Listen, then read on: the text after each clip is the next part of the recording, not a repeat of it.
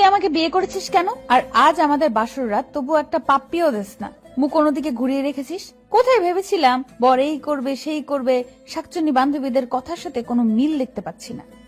এদিকে হঠাৎ আমি বাসরাতে নতুন বউয়ের মুখে তুই নামক ডাকটা শুনে খানিকটা অবাক হলাম।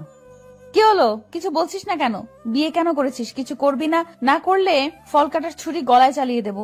এই এই, তুই ভয় পাচ্ছিস কেন? ছুরি তো চালাবো আমার গলায়, আর ফাঁসি হবে তোর। সরি, ঠিক করে বলে ফেললাম। আচ্ছা বাদ দেন ওইসব, তাকান আমার দিকে। আমার বুকের বাম পাশটা একটা তিল আছে। বুকের বাম পাশে তিল থাকলে নাকি বড় অনেক রোমান্টিক হয়। ইচ্ছি বউয়ের মুখে এসব কথা শুনে আমি বিস্ময়ের দৃষ্টিতে তাকিয়ে বলতে লাগলাম, মানে কি বলছেন এইসব? এইসব কি বলতে হয়? চুপচাপ ঘুমান, নইলে নিচে শুতে হবে। বয়স 15 হবে কিনা সন্দেহ আছে। কথা বলে কি এক একটা।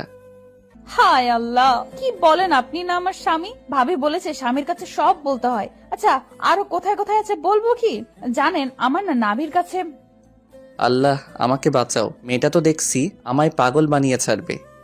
এই পিচ্চি, চুপ করবে তুমি? শুনেছি বাসর ঘরে নাকি এই হয় সেই হয় স্বামী স্ত্রীর মাঝে। আপনি তো দেখছি কিছুই করছেন না, একটা কিস তো করতে পারেন। ছাই রোমান্টিক আপনি। আচ্ছা জড়িয়ে তো নিতে পারেন, তা না করে মাঝখানে কোলবালিশ দিয়ে রাখছেন কার কাছে শুনেছ? কেন? ভাবির কাছে।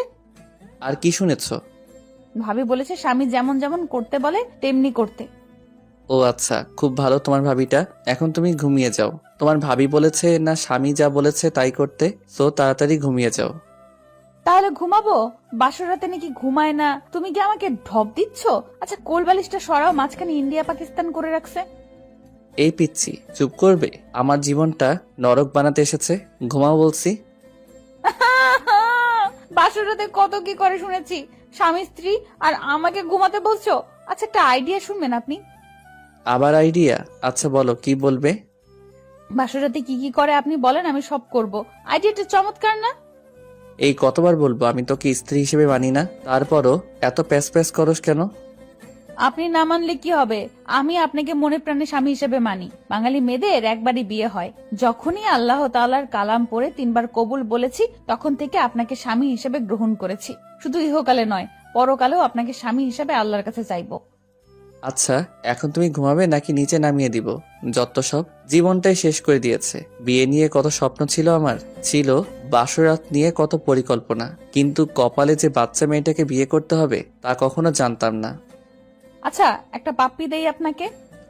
এই বলে মেয়েটি আমার মুখের কাছে মুখ নিয়ে ঠোঁটের সাথে ঠোঁট মিলিয়ে দিল, আর সাথে সাথেই আমার চোখ জোড়া বন্ধ হয়ে গেল। পিচ্চির নাকের গরম শ্বাস জানান দিচ্ছে পিচ্চিটা কতটা কাছে চলে এসেছে আমার। তখন আমি ধাক্কা দিয়ে সরিয়ে ঠাস ঠাস করে চর বসিয়ে দিলাম।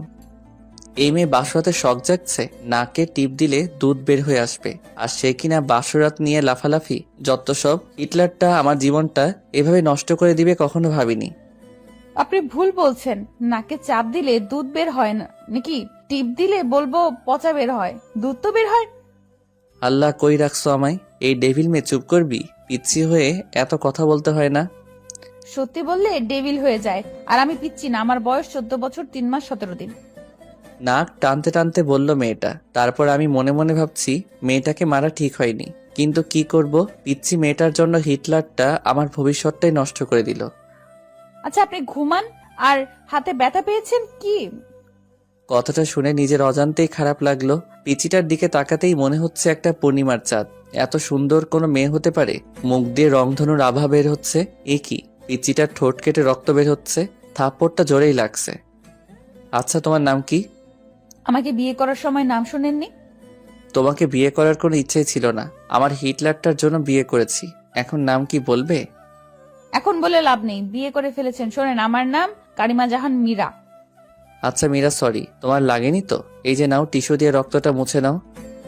আপনি না বলেছেন আপনি আমাকে স্ত্রী হিসেবে মানেন না? না মানলে আমার জন্য কষ্ট পেতেন না? ওই চুপ করবি? তোকে স্ত্রী হিসেবে কোনোদিন মানি না, আর মানবো না। কাউকে টিস্যু দেওয়া মানে তাকে বউ হিসেবে মেনে নেওয়া না। এই বলে বালিশটা নিয়ে চলে গেলাম সোফাতে। আর একটু থাকলে আমি পাগল হয়ে যাব। কই যাচ্ছেন আপনি?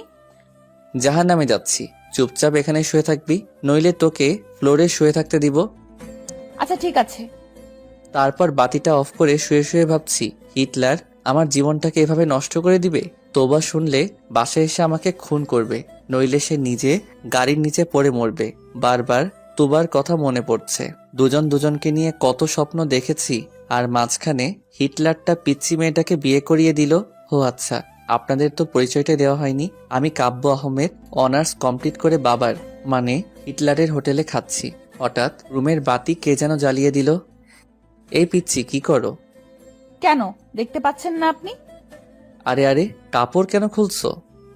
আমি কাপড় পরে ঘুমাতে পারি না। যত সব, এই কাপড় পরো। আর যদি কাপড় খুলতে দেখছি কি যে করব। আপনি না বললেন ঘুমাতে, এত ভারী কাপড় পরে কেউ ঘুমায়? কেউ যদিও বা না ঘুমায়, তুই ঘুমাবি। ঘুমা বলছি। বাবা, আপনার স্বামী আমাকে কাপড় খুলতে দেয় না। কথাটা বলতেই মুখটা চেপে ধরলাম। এই তোমার কি হয়েছে? এসব কি বাবাকে বলতে হয়?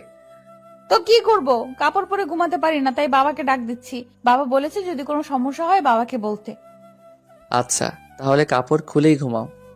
কথাটা বলতে দেরি হয়েছে, মেয়েটা কাপড় খুলতে দেরি হচ্ছে না। বুঝিয়ে সুজিয়ে কোনো রকম কাপড়টা গায়ে রাখতে বলে এসে ঘুমিয়ে পড়লাম। সকালবেলা নুসরাত দরজা ধাক্কাচ্ছে আর ভাবি ভাবি করছে। নুসরাতের ডাকে ঘুম ভাঙতে চেয়ে দেখি সকাল হয়ে গেছে। তাই তাড়াহুড়া করে বালিশটা নিয়ে বিছানায় রাখতেই দেখি মীরার কাপড় নিচে পড়ে আছে। আল্লাহ, এ কেমন বউ কপালে জুটালে, শাড়ি পরে ঘুমাতে পারে না। এই উঠো।